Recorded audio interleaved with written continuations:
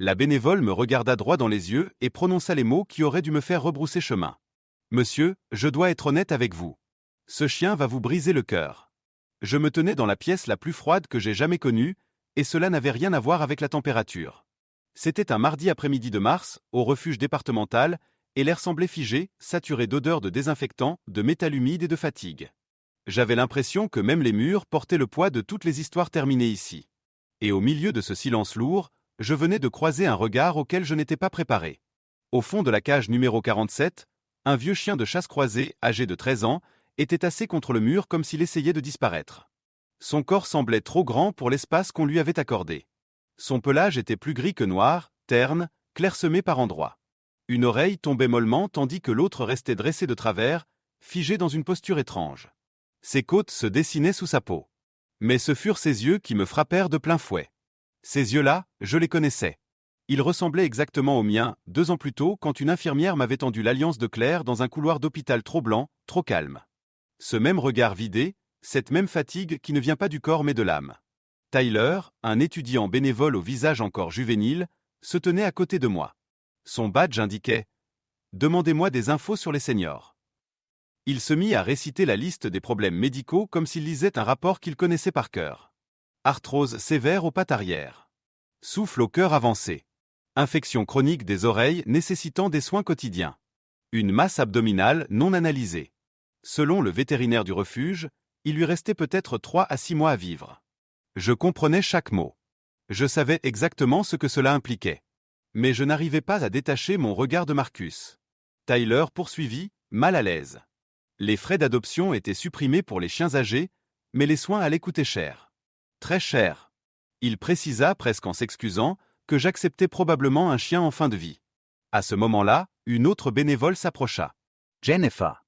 Une femme plus âgée, aux cheveux tirés en arrière, avec ce regard calme de ceux qui ont vu trop de départs pour encore s'attacher. Elle m'observa longuement avant de parler. « J'ai vu passer des milliers d'adoptions, dit-elle doucement.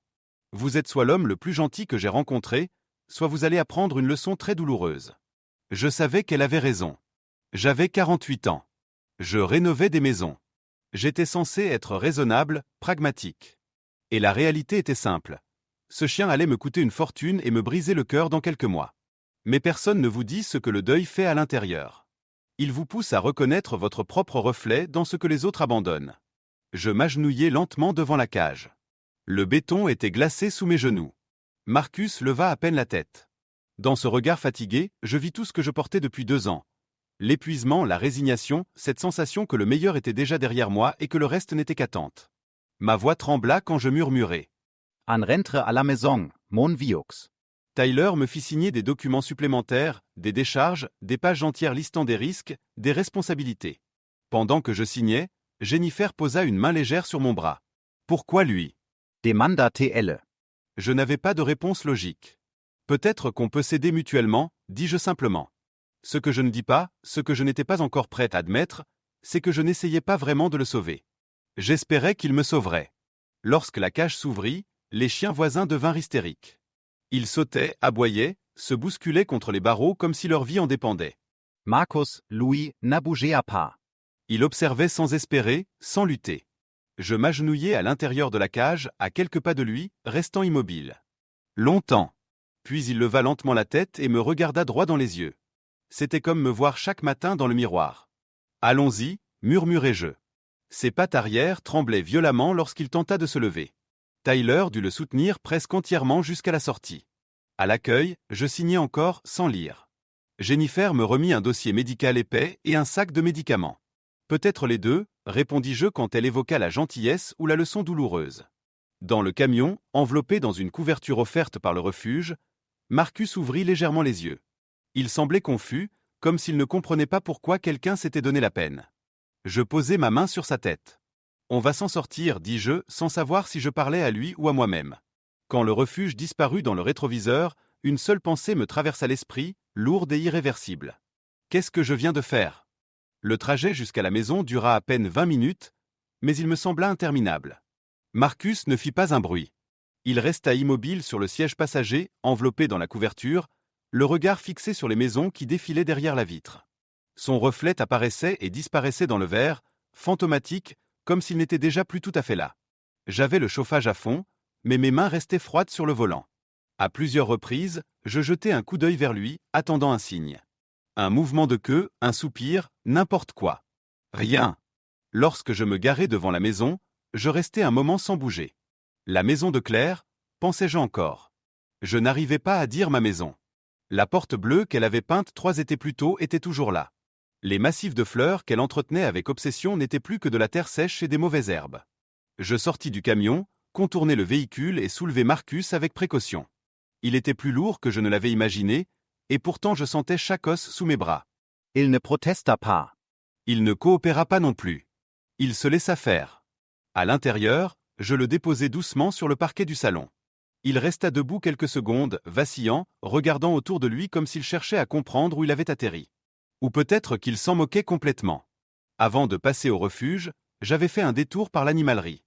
$60 de croquettes haut de gamme, celles qui promettent des miracles sur le sac.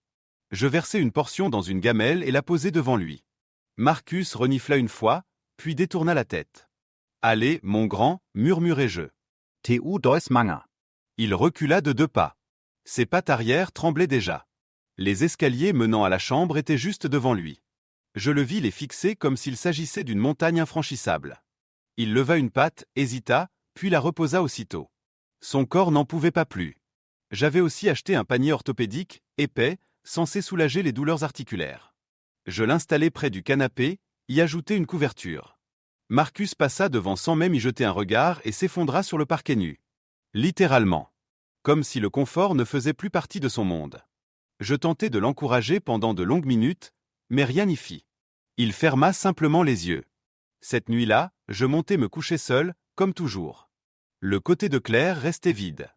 J'avais essayé, une fois, de me rapprocher du milieu du lit. J'avais tenu 3 nuits avant de revenir à ma place habituelle. Presque endormi, j'entendis un gémissement. Faible. Brisé. Je fus en bas en quelques secondes. Marcus essayait de se lever. Ses pattes arrière tremblaient si fort que je crus qu'il allait s'effondrer. Il pleurait doucement, tourné vers la porte arrière. D'accord, je suis là. Je le soulevai et le portai jusqu'au jardin. L'air de mars était glacial, j'étais en t-shirt, mais je n'y pensais même pas. Il réussit à faire ce qu'il avait à faire, de justesse.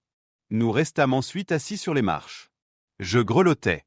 Marcus respirait péniblement.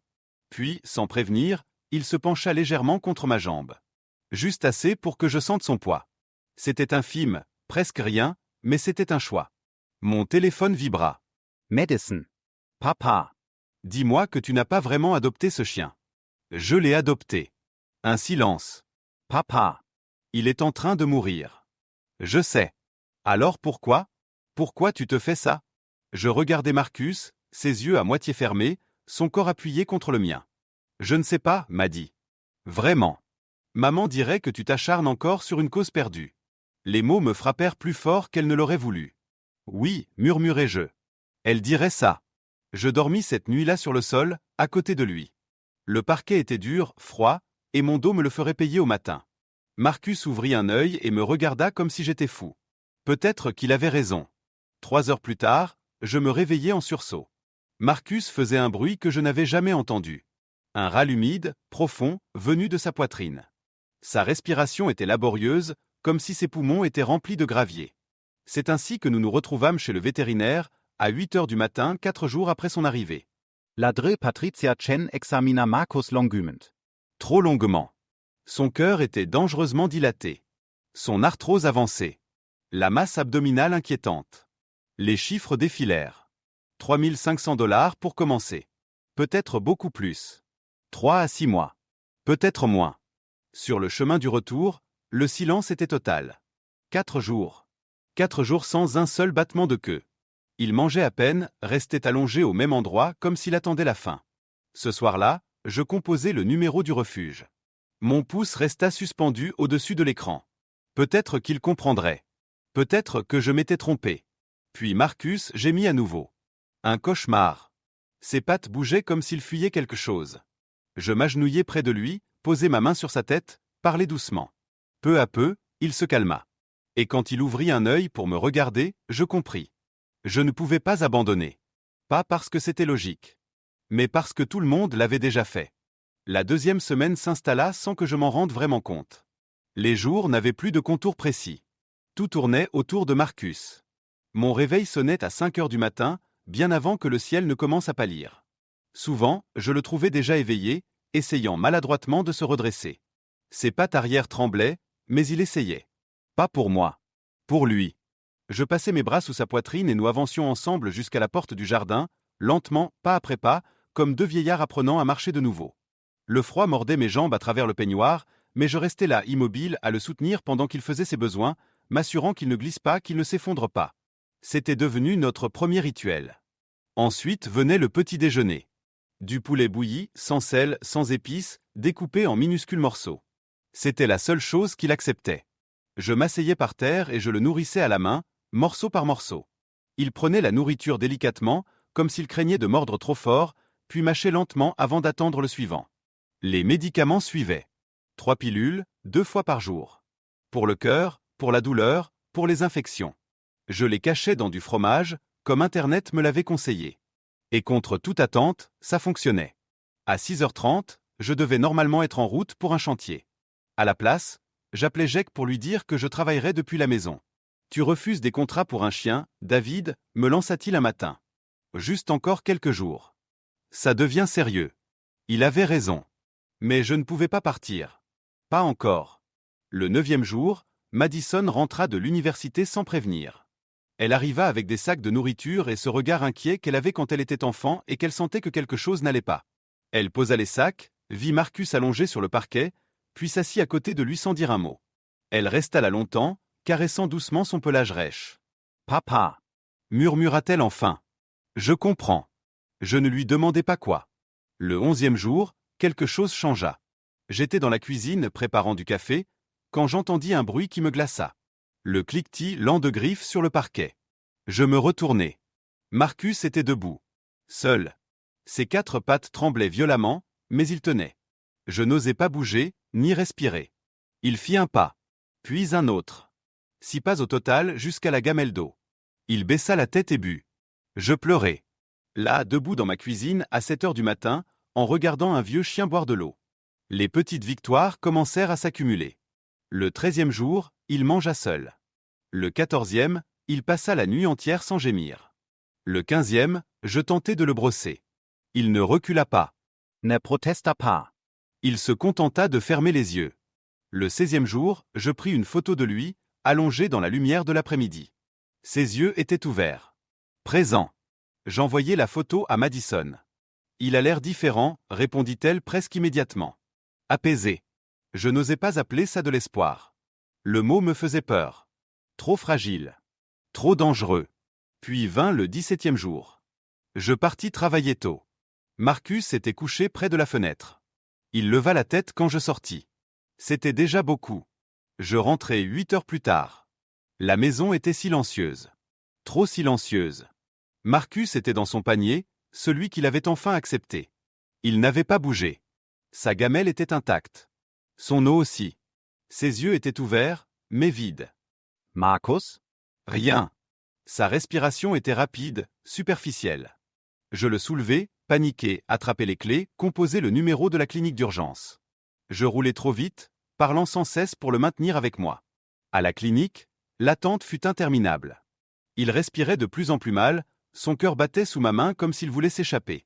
Quand enfin on nous appela, le vétérinaire parla calmement. Trop calmement. Son cœur luttait. Les médicaments n'agissaient plus assez. Il pouvait le stabiliser. Pour la nuit. Je demandai si je pouvais rester. On accepte. Je m'assis près de sa cage, la main passée entre les barreaux, et je lui parlais. Déclare. Des Madison Infant. De tout ce que je n'avais jamais dit à voix haute depuis 2 ans. Vers 4 heures du matin, sa respiration se calma. Il me regarda. Et je sus.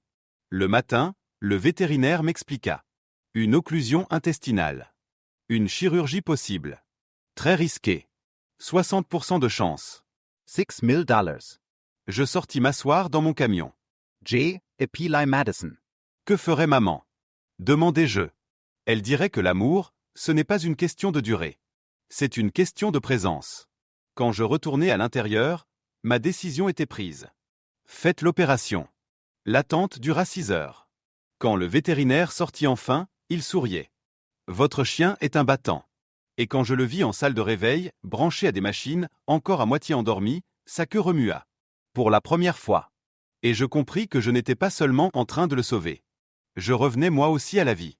Je ramenai Marcus à la maison 3 jours après l'opération.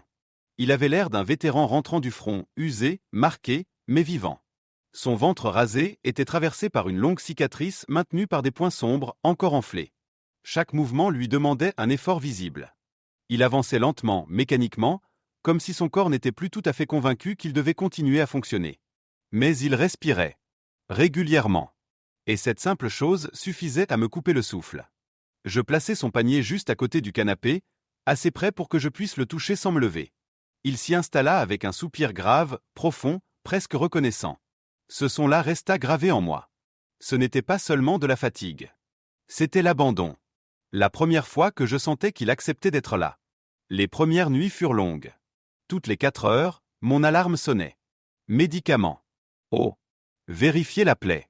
Le porteur jusqu'au jardin. Le soutenir pendant qu'il faisait ses besoins, mes bras tremblant autant que ses pattes. Puis le ramener à l'intérieur, le recoucher, attendre que sa respiration redevienne régulière. J'étais épuisé, physiquement vidé, mais étrangement présent. Pour la première fois depuis 2 ans, je ne fuyais pas mes journées. Je pris 2 semaines complètes loin des chantiers. Jake ne discuta même pas. Il se contenta de dire qu'il se débrouillerait. Marcus et moi guérissions ensemble. Lui de son corps abîmé. Moi de quelque chose de plus profond, de plus ancien que je n'avais jamais vraiment osé regarder en face. Je me mis à lui parler. Pas seulement pour le rassurer.